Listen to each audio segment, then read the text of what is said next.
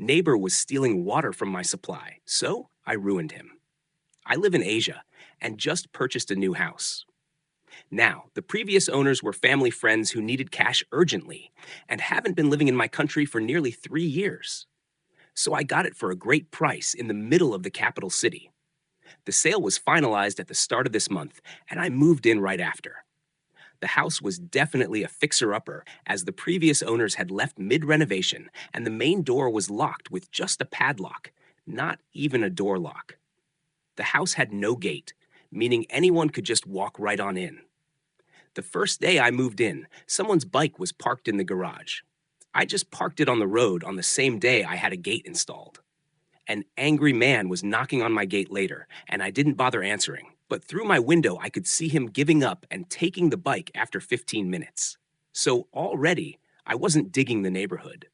But I didn't have any incidents after that, aside from people not knowing that this was no longer an abandoned house. So my gate was blocked more often than never, but a no parking sign on my gate fixed that issue.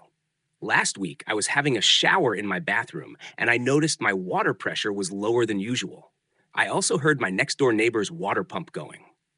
Now, this neighbor, an old guy, lived in a 3-storied house, the first being the lowest and the one he lived in.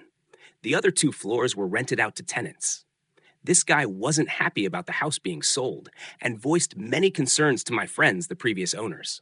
He was super angry about it, and my friends did warn me, but I'm a 6-foot guy with 3 dogs. No way he was doing anything, and yep, he didn't. So with this living situation, a water pump is needed to pump water to the tanks on the roof, since the public supplies pressure is not enough to get it up 3 stories. Now, I heard the water pump going and immediately was suspicious. Sure, coincidences exist, but it wouldn't hurt to check it out. I waited till his pump turned off and then turned on different taps in the house. Sure enough, the pressure was back to normal. This made me even more suspicious, but if he was stealing water, it also made sense. The water bills had been going up over the years. This house wasn't lived in, but the house also had some water leaks. So it was chalked up to that, even if the bills were too high to be caused just by leaks. Now it's starting to make sense. At some point in the last 3 years, this old miser thought he'd save the cost of paying for water and waltzed into the property and is siphoning water from my lines. I couldn't find where exactly he was siphoning water from, but after checking my pressure multiple times, I was pretty sure. So I sat on it for a few days, thinking if I should confront him, go the legal path, or just let it be. Now, water in my country is very cheap. My total bill, even with washing 3 animals, a car every week, and watering my garden only costs like $5 per month, even with the neighbor also stealing some of it. But it wasn't about how much I was paying or who was paying for it. It's about entitled old people who think that they're deserving of using other people's resources without paying for it and then getting away with it. It didn't sit right with me, and I really wanted to teach him a lesson. What I did was really simple. I just turned off my water from the mains.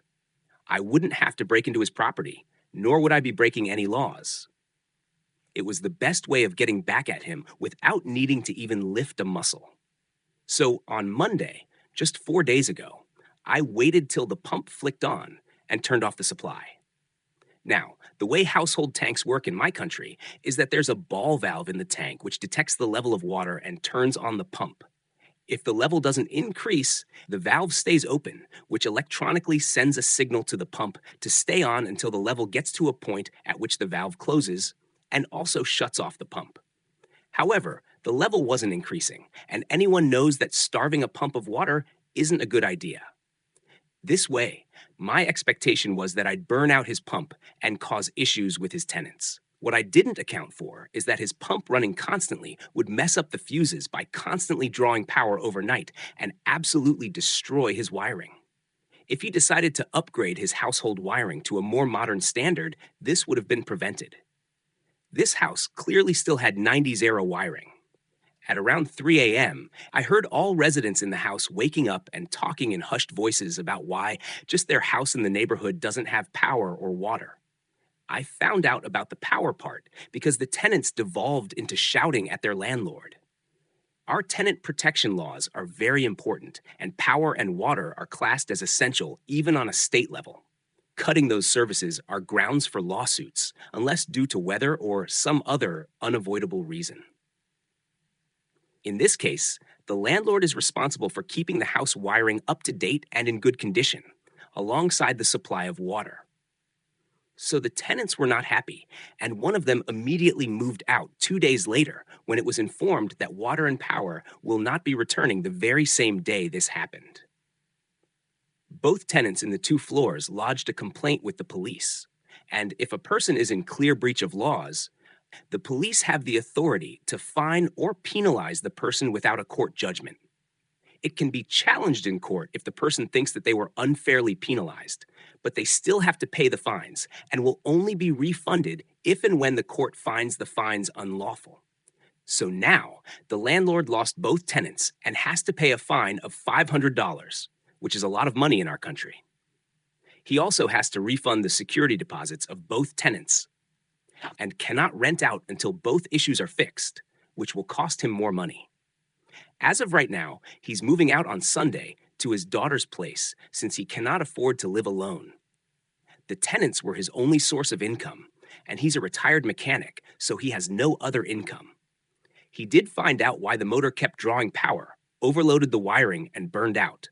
He came by to my gate and asked me if I turned off my water, and I said, "Oh yeah, my tank had a new leak on a pipe, and I turned it off till the next day until the plumber came by to fix the issue."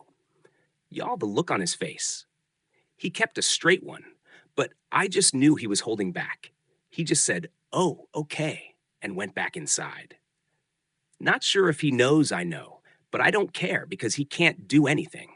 I'm getting a plumber down next week to correct my plumbing and remove any pipes that leave my property. So I got rid of my water issue and a neighbor who could potentially be a pain in the ass by simply flicking a tap off. 2 birds, 1 stone, I'd say.